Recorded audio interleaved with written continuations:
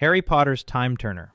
Harry Potter and the Prisoner of Azkaban presents one of cinema's cleanest examples of a closed-loop paradox, where the characters save themselves.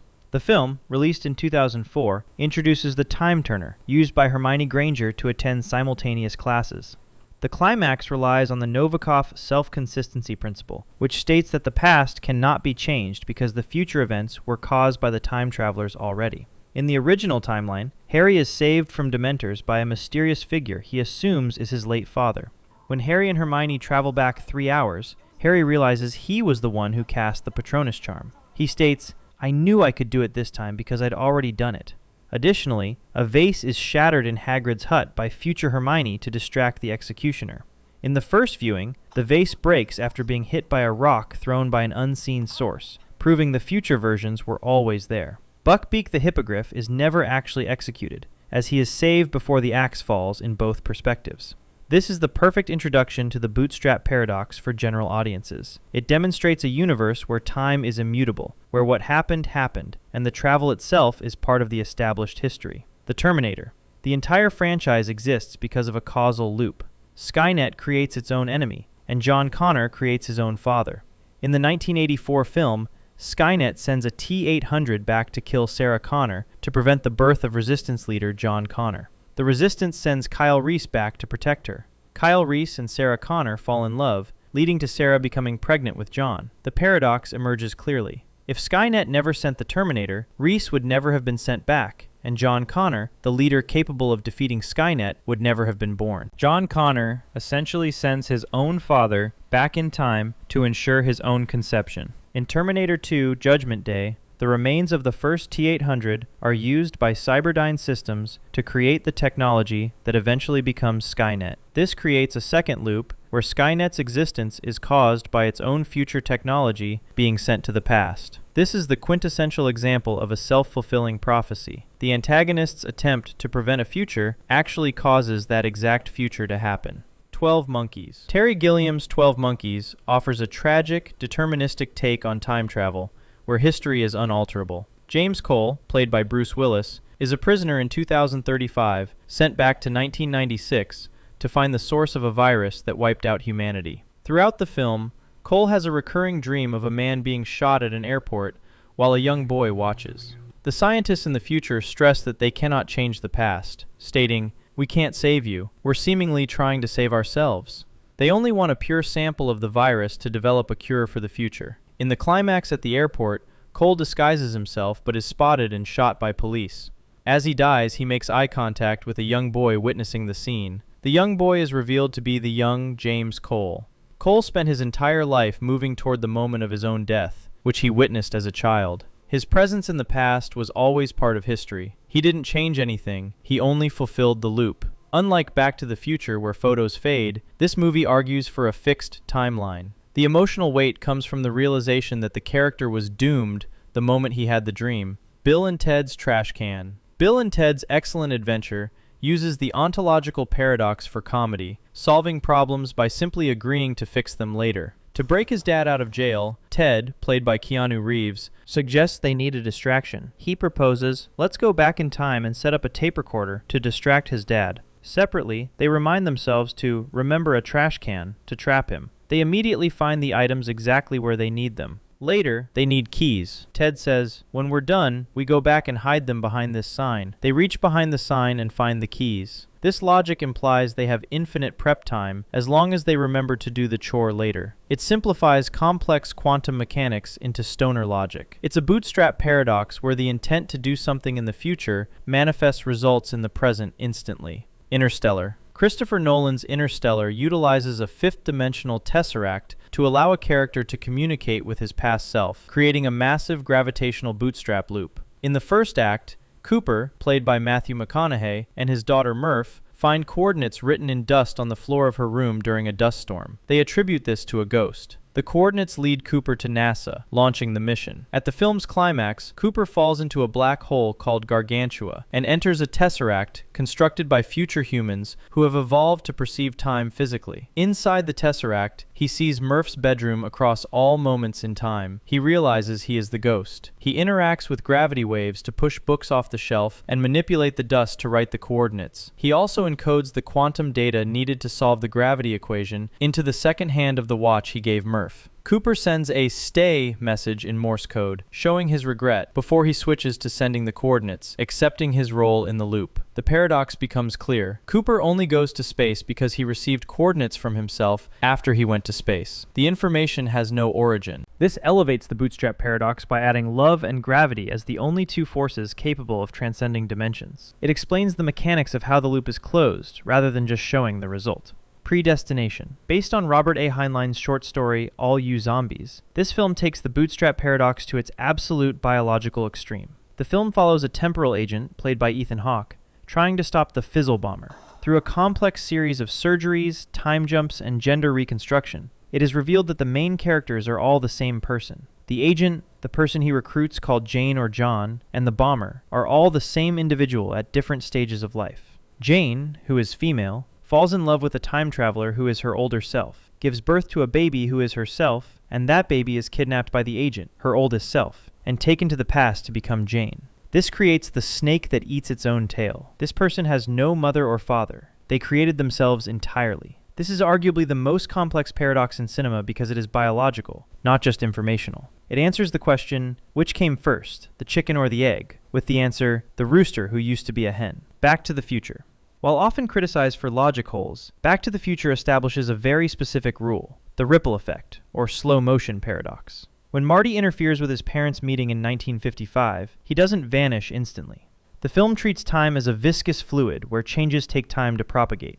This is visualized by the photograph of Marty and his siblings. His brother's head disappears first, then the torso, then the sister. Marty's hand begins to fade during the Enchantment Under the Sea dance, only when the probability of his birth drops near zero.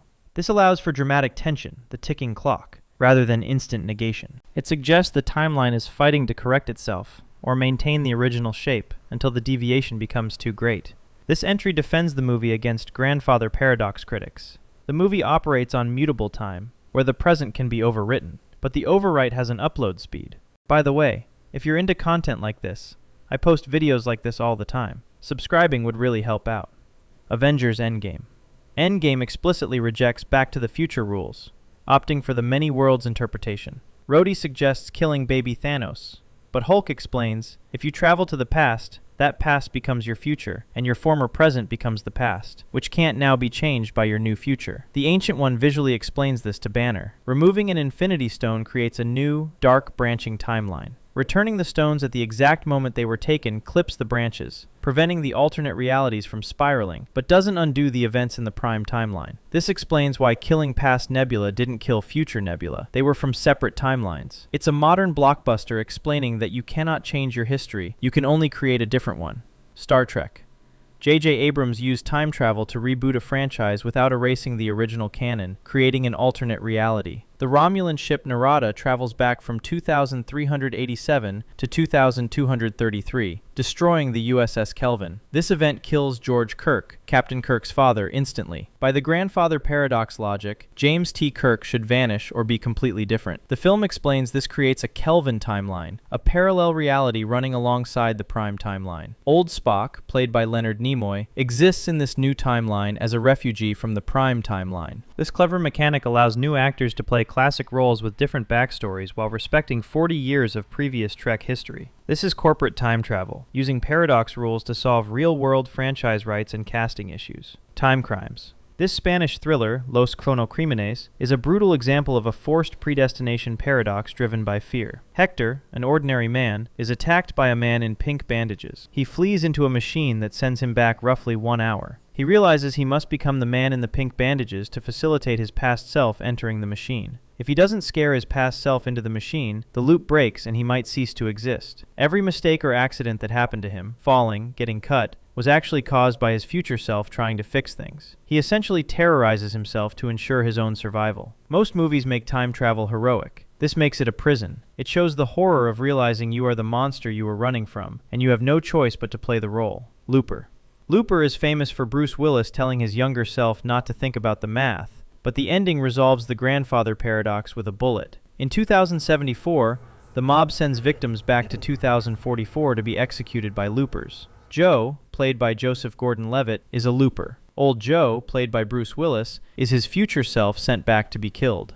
Old Joe escapes and tries to kill a child called the Rainmaker, who will grow up to terrorize the future. The paradox becomes clear. If Old Joe kills the Rainmaker never creates the situation that sends Old Joe back. The resolution comes when young Joe realizes that Old Joe's violence is exactly what traumatizes the child, creating the Rainmaker, which is a bootstrap paradox. Young Joe takes his own life. By dying in the present, his future self, Old Joe, instantly vanishes before he can kill the child's mother. This creates a paradox. Who killed Old Joe? But the universe resolves it by simply erasing the future timeline entirely. It combines the bootstrap paradox, where Old Joe creates the Rainmaker, with the grandfather paradox, where young Joe kills Old Joe by killing himself. The film favors the present is key. Changing the now immediately deletes the future. Donnie Darko.